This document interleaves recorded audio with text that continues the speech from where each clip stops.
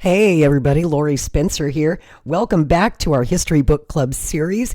We've been reading Jerry Oppenheimer's excellent book on RFK Jr. It's called Robert F. Kennedy Jr. and the Dark Side of the Dream. And before we dive back into the book, I do have a bit of news for you. Now that Donald Trump is officially the 47th President of the United States, we're having all the confirmation hearings for his cabinet, and Robert F. Kennedy Jr. is Trump's nominee to be our next Secretary of Health and Human Services.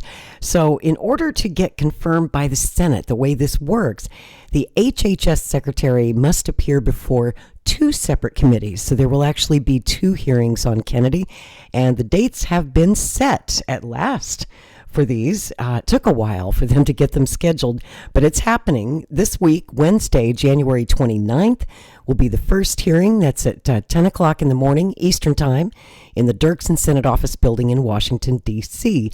He will be appearing before the Senate Finance Committee. And then the next day, Thursday, January the 30th, Kennedy will be grilled by the Health, Education, Labor, and Pensions Committee, also known as the HELP Committee. That's also at 10 a.m. Eastern when it gets underway. And if you want to watch those, of course, they will be live streamed on the websites of the Finance Committee, at the HELP Committee, probably on YouTube somewhere, certainly on C-SPAN, and you can watch those hearings live. They will be public and televised in their entirety. And as Robert F. Kennedy Jr. awaits his confirmation hearings, the financial disclosures that were released on Wednesday show that he is saddled with millions in debt and is also positioned to earn millions from some book deals coming up. In the required financial disclosure forms that were filed with the U.S. Office of Government Ethics, Kennedy reported debts of $610,000 up to $1.2 million on his American Express card, up to 3 mortgages totaling somewhere between $2.25 million to $10.5 million, along with some other loans, one of which was reportedly as much as $500,000. Even so, he reported netting more than $11 million over the past 2 years, and is expected to take in $2 million to $4 million more in book advances for 2 upcoming books with his usual publisher, Skyhorse Publishing in New York. One of those books is titled Unsettled Science, and another forthcoming book is called A Defense for Israel. As you know, Kennedy is a big supporter for Israel. Nearly $9 million of Kennedy's recent income came from his law firm, Kennedy and Madonna, LLP, now called Madonna and Madonna. In a letter dated January 21st, RFK Jr. wrote to the U.S. Office of Government Ethics that, if confirmed as HHS Secretary, he would sever ties with his law firm and a few other income sources to avoid any potential conflicts of interest. And, you know, I'm a reporter. I love to follow the money, so the financial disclosure reports are very interesting. Kennedy also drew a salary of $326,000 in salary and benefits from Children's Health Defense. That's the nonprofit that he has run for many years that basically files lawsuits against federal agencies, including some of the agencies he would be overseeing as HHS Secretary, you know, over vaccine approvals such as COVID-19 shots for children.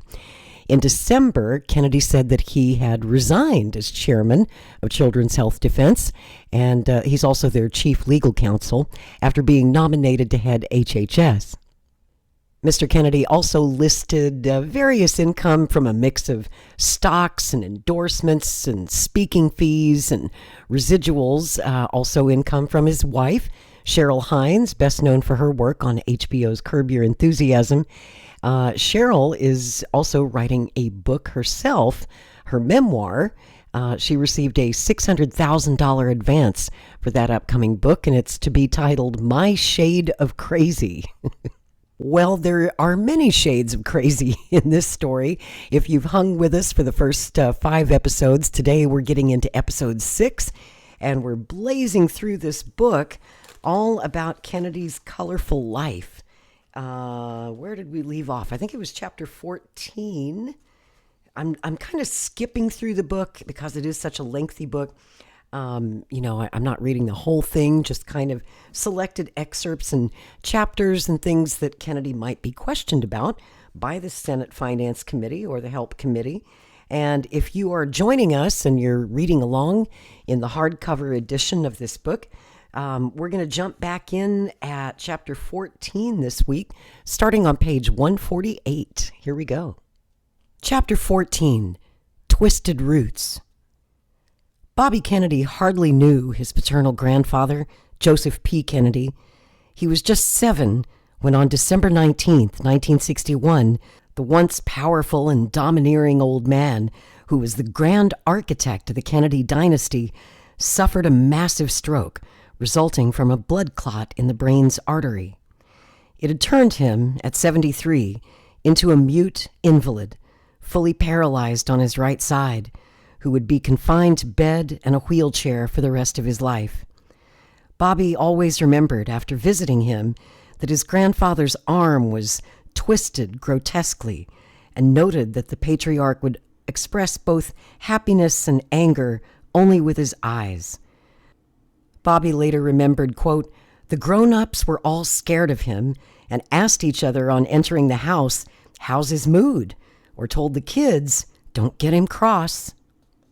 His mother, Ethel Skakel Kennedy, an acolyte of the matriarch, demanded that Bobby and his siblings show their grandfather the utmost respect, and as a result, they stood in awe of him. Before Bobby entered the old man's room, his mother always told him, "Everything we have, we owe to Grandpa. Everything. So when you go in to see him, remember that everything you have, every toy, every pet, the house we live in, everything we owe to Grandpa," recalled Rita Dallas, who noted that Bobby and his young Kennedy peers were also aware of their wealth and were also very well aware they were a special breed of people. Rita Dallas, who was the patriarch's nurse and longtime family confidant, remembered young Bobby with his collection of bugs and snakes and his knowledge about them. He impressed her, and she considered him a well-informed amateur botanist, she said. But when she mentioned that his parents must be so proud, he surprised her by revealing that they were unaware of his projects. He hadn't told them what he was doing because he thought they might not feel it was good enough, Dallas later revealed.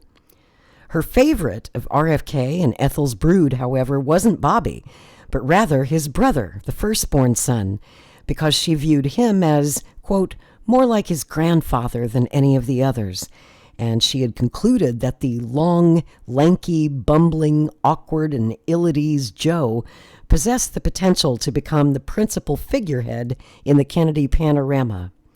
This may have been the reason that there was only a single reference to Bobby in Rose Kennedy's massive 1975 memoir about her family, and that was just a 2-line letter he, at the age of 9, had sent to her and his stroke-stricken grandfather. He wrote, "Dear Grandpa and Grandma, I will be at the Cape in a week. How are you feeling? I have a giant turtle. I will see you soon. XXXXX, lots of kisses, Bobby," and then he signs his name formally at the bottom as Robert Francis Kennedy Jr., April 6, 1963, Rockville, Maryland.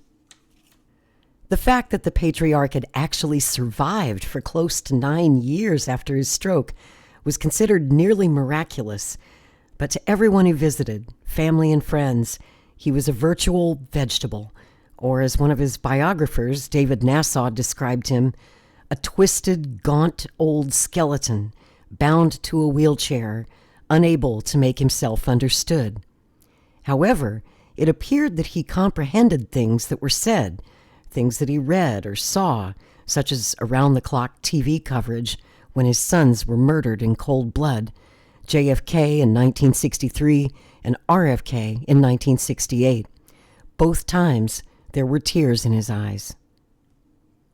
That was not the case when Chappaquiddick happened in 1969. This time, his eyes raged with anger. Rita Dallas recalled that when Ted Kennedy returned to the compound, He immediately went to his father's room looking drawn, downcast, intimidated. The nurse overheard him, like a bad little boy, telling the patriarch, "I'm in some trouble. Dad, you're going to hear all sorts of things about me, terrible things. They're not true. It was an accident. I'm telling you the truth." Ironically, Teddy was the son his father had always thought of as too much of a playboy, and the son he coddled more than any of his brothers, Joe Jr., JFK, and RFK. Immediately after Chappaquiddick, the nurse remembered Mr. Kennedy failed rapidly. A pall hung over the compound. It was only a matter of time. Towards late summer, Mr. Kennedy lost his appetite, and I knew he had given up. With the Chappaquiddick scandal still in the headlines, the Kennedy clan gathered at the compound on November 17, 1969, for yet another tragic ending. The patriarch had received the last rites. He was comatose.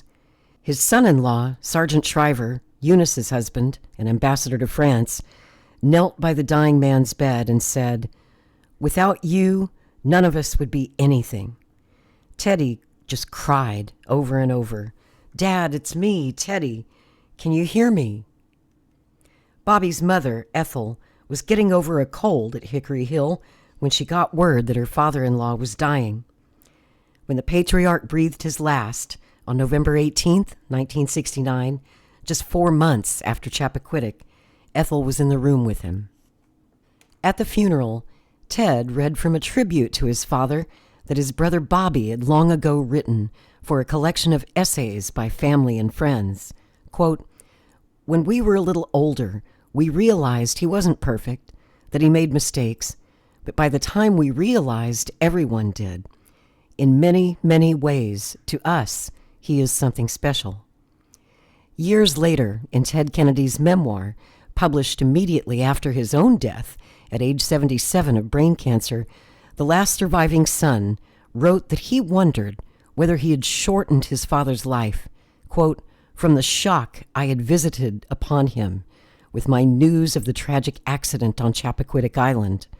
The pain of that burden was almost unbearable." Bobby Kennedy Jr. had even less of a relationship with his maternal grandparents, George and Anne Brannock Skakel, than he had with Joe and Rose Kennedy. Bobby's maternal grandfather, founder in 1919 of the Chicago-headquartered Great Lakes Coal and Coke, later renamed Great Lakes Carbon Corporation, had made a fortune, some believe even bigger than the fortune amassed by Joe Kennedy. It had become one of the largest privately held companies in America. Skakel, a poor boy with big ideas, the son of an abusive alcoholic, had started out as a lowly railroad freight rate clerk and then traffic manager, followed by a job as a salesman for a coal distributor. That's where he met Bobby's maternal grandmother, Anne Brannock, who was working there as a secretary. She was a staunch Catholic who came from poor, uneducated roots. George and Anne were married during Thanksgiving week, 1917. Bobby's mother, Ethel, was born 9 years later, the next to last of Anne Skakel's undisciplined and spoiled brood of 4 girls and 3 boys. Bobby was not quite 2 years old when his grandparents died together in a plane crash. Even then, he wouldn't have spent much time in their company because his mother had devoted herself to the Kennedy clan. She had drunk the Kennedy Kool-Aid, as a family friend suggested, and distanced herself from her own family, mainly to avoid their scandalous behavior, as opposed to the Kennedys' scandalous behavior. The Skakels were hardcore conservative Republicans, and some were troublemakers, drunkards, and hellraisers.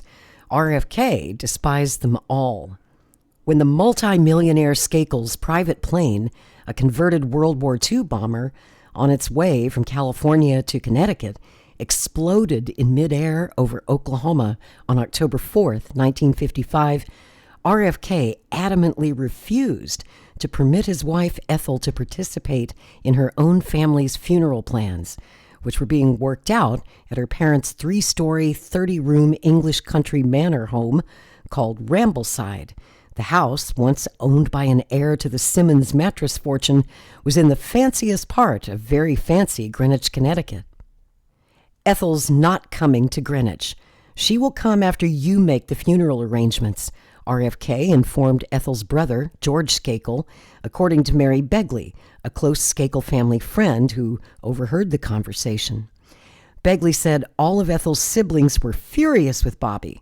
They were all saying, Ethel should be here. Why does she put up with him? I do remember them saying of Bobby, it's so typical of that little Napoleon to not let her come. But Ethel always deferred to Bobby, who was a vindictive little soul. According to Begley, the politically conservative Skakels had come to view Ethel as more of a Kennedy, and they were sad about that. They would have liked her to have been a little more loyal, she said. As a result, the Skakels were very cavalier about the Kennedys. Bobby Jr.'s maternal great-grandfather, James Curtis Skakel, who came from Canada, was a womanizer and falling down drunk who physically and verbally abused his wife, Grace Mary Jordan, who came from a well-to-do Virginia family. They were married in 1885. Skakel was a strict Protestant and a bigot who hated Catholics and Jews. At the same time, Grace was a racist, fulminating against Lincoln's freeing of the slaves and rabidly supporting the Ku Klux Klan. One of Kurt Skakel's brothers, a great-great-uncle of Bobby's, was William Skakel, a one-time gambling and bawdy house operator and generally shady character who became a Democratic power broker in Chicago. Kurt Skakel's sole legacy was his addiction to alcohol. He was found in a drunken stupor in a ditch in South Dakota, where his family had a small ranch after an episode of bar hopping. He caught pneumonia and died on January 17, 1917. Alcoholism and other addictions would be inherited by some of Ethel's siblings and some of Ethel's brood, most notably young Bobby. Bobby's maternal grandfather had also inherited the drinking gene. In the rare autobiographical chapter in Bobby Jr.'s environmentalist book, The River Keepers, he made only one mention of his coal baron grandfather, George Skakel, whom he described as a quiet railroad traffic controller from South Dakota who made a fortune. In discussing what great outdoorsmen the Skakel men were, he noted, "My grandfather would disappear for a third of the year on hunting expeditions to places unknown." Ignored, however, were George Skakel's many drinking expeditions. As World War II was breaking out and Skakel's Great Lakes Carbon was doing booming business, George and Anne discovered the pleasures of Cuba and began wintering there. Living like royalty in an immense home with servants in a town near the exotic nightlife of Havana. In Cuba, as his son Rushton Skakel later revealed, he became a serious alcoholic. Mother was very concerned. Ernest Hemingway, an alcoholic and depressive, also had a home in Cuba at the time, and booze brought the famed novelist and the coal baron together in memorable bouts of drinking. I can remember my mother and I going to Hemingway's house because he called us and said, "You've got to pick up your father, he's drunk," recalled Rushton Skakel, a heavy drinker himself. His brother Jim Skakel, also an alcoholic, often went bar hopping in Greenwich with his father, who would have one too many and get into fights. And Jim, who stood 6'2", would have to extricate him. "I'd have to be a quick negotiator for him," Jim recalled. "After we left the bar, I'd tell Dad, 'Don't get into those things.'" Ethel rarely ever talked about her family, so, to seek more information, Bobby once approached a Skakel cousin, Robert Curtis Skakel, to ask about his great-grandfather's drinking and whether there was any truth to the whispered family chatter he had heard. I told Bobby that some say his great-grandfather died of alcoholism and some say he died of pneumonia. I told him the story of what happened, and I asked Bobby what he thought. He didn't say anything. He got the picture. In The River Keepers, Bobby linked his Skakel family roots to the book's environmental theme by describing the Skakel men as a clan of unruly Republican outdoorsmen, and suggested that their often extreme hunting and fishing exploits might provide a genetic antecedent to my own predispositions. In the context of the book, the predispositions Bobby seemed to be referring to were his interest in the animal world and the environment, rather than his predisposition to drugs and his generally addictive personality. As he had written about his Millbrook school life in The Riverkeepers, making his time there sound so idyllic, once again Bobby had painted an idealized portrait of his Skakel relatives that was far from the reality. Chapter 15. Wild Uncles. The firstborn of Bobby's uncles was the Skakel patriarch's namesake, George Jr., who most certainly did, as Bobby wrote, enjoy hunting. But in The Riverkeepers, Bobby ignored the fact that George's favorite game usually were beautiful babes rather than big bears. During his tumultuous, ill-fated 2-decade marriage to Joan Patricia Pat Skakel, he had a series of affairs, many with the wives of wealthy friends. As his friend Bill Whiteford once observed, George was totally amoral. There were a lot of husbands who were afraid to come out and say anything against George because he could be very intimidating. Pat Skakel was so devastated by her husband's blatant philandering that she also became an alcoholic. Her drinking intensified when she discovered her husband with one of his mistresses in the guest house of their estate at Greenwich. She created drunken scenes. On one occasion, she ignored decorum at a polo match when she spotted one of his women on the sidelines. Furious, she loudly screamed "whore" at her, shocking the staid Greenwich polo crowd. At one point, he left his wife and took up with a gorgeous, blonde, blue-eyed Wall Street stockbroker who perceived him as charming and sweet and spontaneous, but who drove her through heaven and hell the whole time we were together, she said. Like his father and his brothers, and many of the Skakels before and some after him, George was an alcoholic, consuming as much as 2 bottles of vodka a day. Yet he never appeared to be tipsy. After seeing the film Days of Wine and Roses, a candid look at alcoholism, he became very depressed, recalled his girlfriend. She said that he hated the film because it hit too close to home, saying, "I'd never seen him look so sad." It's surprising that in his book, Bobby had glorified his uncle, especially since George Skakel Jr. despised the Kennedys, and one Kennedy in particular, Bobby's own beloved father. He once bluntly referred to RFK as, quote, "a chicken shit little bastard. He thinks he's such a tough guy. I can't figure out what Ethel sees in that little prick." Long before RFK met his future wife, Ethel, he had met her brother George at boarding school, Portsmouth Priory, operated by strict Benedictine monks in Rhode Island. Both RFK and Skakel were mediocre students. On a visit home, George told his brothers, Jim and Rushton, that he knew the son of the U.S. ambassador to Great Britain and described him as a real little dick. While George liked Priory and stayed, RFK went to 6 different boarding schools in 10 years, twice as many as his namesake. To underscore George Skakel Jr.'s resentment to the Kennedys, one must look at how he acted during the start of what became known mythically as Camelot. Ethel had invited George to JFK's inauguration, but RFK wouldn't permit him to stay at Hickory Hill with the other guests during the celebrations, fearful that he'd probably cause trouble. In the end, George skipped out of the inauguration altogether, giving his VIP ticket to a stranger he ran into on Pennsylvania Avenue. But he did attend one of the boozy inauguration parties, where RFK spotted him pawing at and necking with a Hollywood star, the glamorous Kim Novak. He ordered Ethel to break it up. "None of that here," she told her brother, whom she knew was a womanizing troublemaker. "Find someplace else," she demanded. George Terrian, who had been RFK's college roommate and later married Ethel's sister Georgianne, who drank heavily and popped pills, recalled a conversation with RFK when he was Attorney General. In their chat, Bobby's father boasted about his own womanizing and said that he felt competitive with his philanderer brother-in-law George Skakel, whom he despised. I should probably pause here and just give you a warning of some explicit content coming in. If you've got kids with you in the room, you might want to shoo them out. This is actually difficult for me to read.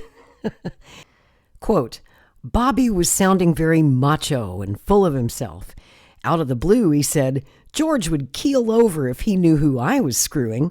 So I said, you're the biggest bullshitter in the world. You wouldn't have the balls to play around on Ethel. And he said, just tell George I've had Marilyn's pussy, I said. What the hell are you talking about? Marilyn who? And Bobby was laughing. You know, the woman Jack used to jack off over, Marilyn Monroe. After he finished with her, she fell for me. I think she's in love with me. I told Bobby, you're full of shit. And he laughed and said that was the end of the conversation. I can't imagine Marilyn getting into bed with that little jerk. Terrian couldn't wait to get off the phone and tell his other brother-in-law what had just transpired. As Terrian remembered the conversation, George fell over laughing. He didn't believe any of it. As he told Terrian, Marilyn Monroe, quote, wouldn't fuck him even with my dick. Whew. Partying and hunting were two of Skakel's favorite pastimes. They came together fatally in September 1966. At age 44, having been president of Great Lakes Carbon for more than a decade, following his parents' fatal plane crash, George Skakel Jr. was en route by a small private plane to a ranch he was thinking of buying in an isolated area of Idaho. Also on board were several friends, including Dean Markham, a Great Lakes Carbon executive and one of RFK's closest pals, dating back to their college days. The plan was for 10 days of elk hunting, along with drinking and lots of women. George had invited a clatch of his girlfriends who had arrived separately. The plane, also carrying a cargo of liquor and a cache of hunting rifles and ammunition, overshot a short runway and crashed into the walls of Crooked Creek Canyon and disintegrated. All on board were killed. George Jr. became the third Skakel after his parents to die in a plane crash. The Kennedys would eventually surpass that tragic air fatality toll. 2 months after his funeral, the family faced still another tragedy when 16-year-old Kik Skakel, George and Pat's firstborn of 4, Ethel's niece and Bobby's cousin, was involved in a bizarre auto accident that resulted in the death of another child. The Skakel girl had been driving a new convertible, a gift from her father, when the car hit a speed bump and a youngster riding in the back seat fell out. As one of her Skakel cousins asserted later, quote, to be around Kik was like being around Uncle George. She was always living dangerously. My mother made it perfectly clear Kik is a bad influence. 6 months after Kik Skakel's fatal auto crash, 8 months after the plane crash that killed her father, Pat Skakel threw a dinner party for her teenage son, Mark, who was recovering from injuries suffered when shards of glass struck him in the face and body after he ignited gunpowder that caused an explosion while fooling around with a friend in the Greenwich Woods. It was May 19th, 1967, and Pat Skakel had invited a Greenwich police captain, his wife, and her brother-in-law George Terrian for drinks and shish kebab. During the meal, Pat abruptly got up from the table without saying a word. After about 10 minutes, everyone grew concerned, wondered what was keeping her, and went looking for her. She was found near the bathroom on the hallway floor. At the age of 39, she had choked to death on a piece of meat lodged in her larynx. Just 1 month after Pat's funeral, in what was described later as the worst possible timing to throw a party, according to a family friend, Ethel Kennedy tossed one of the biggest shindigs ever seen in the nation's capital, celebrating her and RFK's 17th wedding anniversary. It would be their last anniversary together. James Curtis Jimmy Skakel III, the firstborn of the 3 Skakel brothers, who was extolled by Bobby in The Riverkeepers, was named after his alcoholic grandfather, the one found inebriated in a ditch who soon after died of pneumonia complications. Like so many of the Skakels through the generations, Jimmy, too, was an alcoholic. As Rushton Skakel once revealed about the brothers, he and Jimmy and George started drinking as little tots, imbibing the liquor and wine left over in glasses in the Skakels' mansion kitchen after the many parties their parents threw. Alcohol ran through our family, Rushton said. That's just how we grew up. His sister Georgianne had become an alcoholic by the time she was 15, Jimmy when he was a year older. As the Skakel family friend, Mary Begley, observed, Jimmy Skakel's reputation was perfectly horrible. You'd hear people say, "Oh, can you imagine the Skakels? They have a son, Jimmy, who's an alcoholic at age 16. As teenagers, Jim and George became gun nuts, following in the footsteps of the Skakel patriarch, George Sr., who had a collection of rifles with the greatest killing power, courtesy of a standing order he had with Abercrombie and Fitch. That was in the era before it became a haven for teenage fashion. Jim, along with George, shot at everything, from mailboxes to street lamps, and sometimes even actual game. A family friend once watched horror-stricken when the two brothers began firing their rifles from a window in the Skakels' Greenwich mansion. Their target was a Grecian marble statue on the sprawling grounds near the family pool. They were having a contest. The last one to shoot an ear off the statue was a, quote, nigger baby, recalled an eyewitness. The statue was destroyed. Jim Skakel had an official, albeit secret, connection with Jack Kennedy's administration. It happened in the immediate wake of the Bay of Pigs fiasco in April 1961, the failed attempt by the U.S. government to unseat the communist leader Fidel Castro. Jim had agreed to loan the Central Intelligence Agency his high-speed 42-foot boat named after his wife. The Virginia was used to bring 157 Cubans to Miami. The Chris Craft was then armed with machine gun mounts and new engines by the CIA, but was never returned to Skakel. After many calls to Langley, Jim finally gave up. "I figured they were in enough trouble without me going after the damn boat," he later stated. While his CIA operations had never been publicly revealed until several decades later, in Jerry Oppenheimer's other book, The Other Mrs. Kennedy, his harpooning of a whale in 1962 had gotten major coverage in Life magazine. Life was planning to publish a special issue headlined The Sea and needed a brilliant stunt to show that the American male was still cut from the same rugged cloth as his forebears had been. Life selected Jim Skakel, who had a powerful decision-making friend at the magazine. Skakel's assignment, along with a photographer, was to go fishing for a giant whale in a 38-foot sailboat. Incredibly, he did harpoon one of 42 tons, which made the December 21st, 1962 issue. It was also during the Kennedy administration, when Jim's brother-in-law, RFK, was Attorney General, that brother and sister, Jim and Ethel, essentially stopped speaking. In an effort to distance themselves from both the Skakels and the Kennedys, Jim and his wife, Virginia, had moved to Los Angeles and into a fabulous home near the exclusive Bel Air Country Club. Ethel rarely visited, and when she did, she caused problems. Jim usually hid from her when he knew she was in the vicinity. He just couldn't deal with her, related Virginia. Most of his animosity had to do with Ethel's allegiance to the Kennedy family and his perception, which was supported by many others, that she was being disloyal to her own flesh and blood, the Skakels. A lifelong smoker and drinker, Virginia Skakel died at age 67 on February 24, 1998. Jim died 2 months later. In The Riverkeepers, Bobby Kennedy Jr. wrote that, "My Uncle Rush was mauled, some say deservedly, during a grizzly bear hunt." Bobby never explained what he meant by deservedly. Who deserves to be mauled by a vicious bear?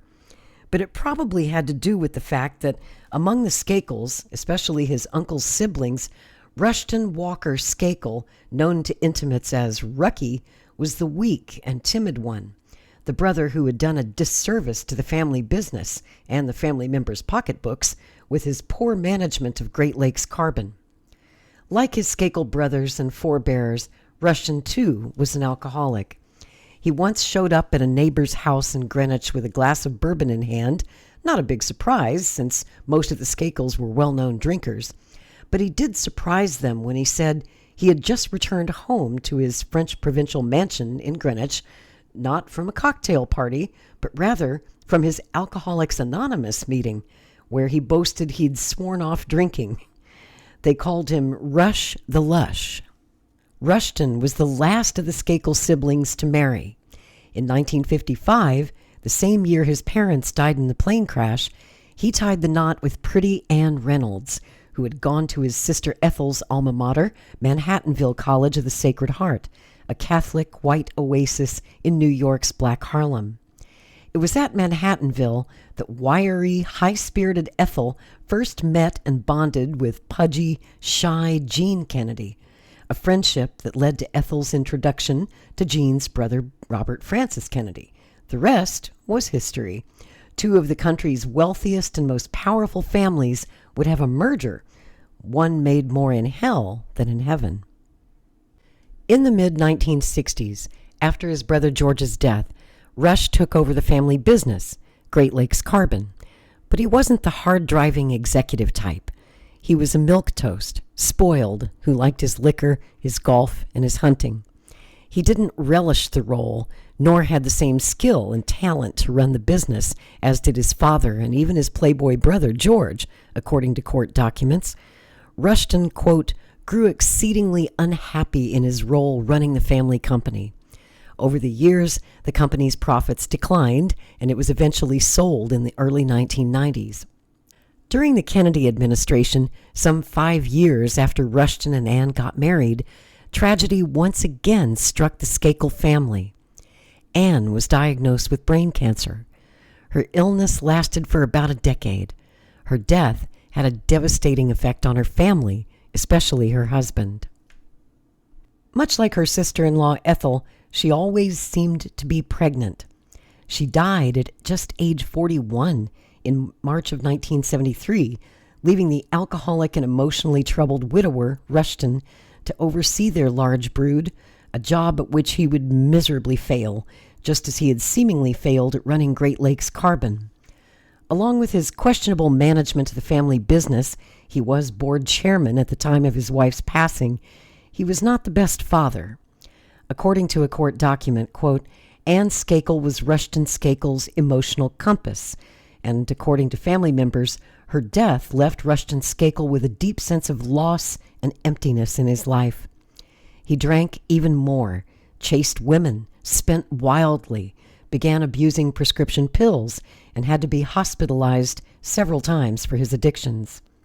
And along with abusing his body, he allegedly began abusing some of his 7 teenage children, Julie, Rushton Jr., John, David, Stephen, Tommy, and Michael. Rushton's alcoholism, a court document stated, exacerbated his abusive behavior towards his children. Among those physically injured was his daughter Julie, whom he was accused of burning with matches. Her troubled brother, Michael Skakel, a pot smoker and a drinker who later would be implicated in a heinous murder, often was the target of abuse. His father struck him with a hairbrush, just as his sister Ethel had once beaten young Bobby. Rushton had once even fired a rifle in Michael's direction during a hunting trip.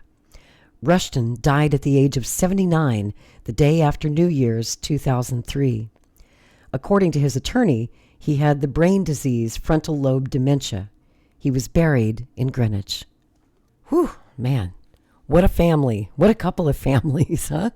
I think that's a good place to close this book for this episode. And we'll be back in a few days with more information as Robert F. Kennedy Jr.'s Senate confirmation hearings are getting underway. We'll be back with some news on that, and we will start in the next episode with Chapter 16. I hope you enjoyed this. It's getting interesting. Until next time, I'm Lori Spencer. Thanks for listening.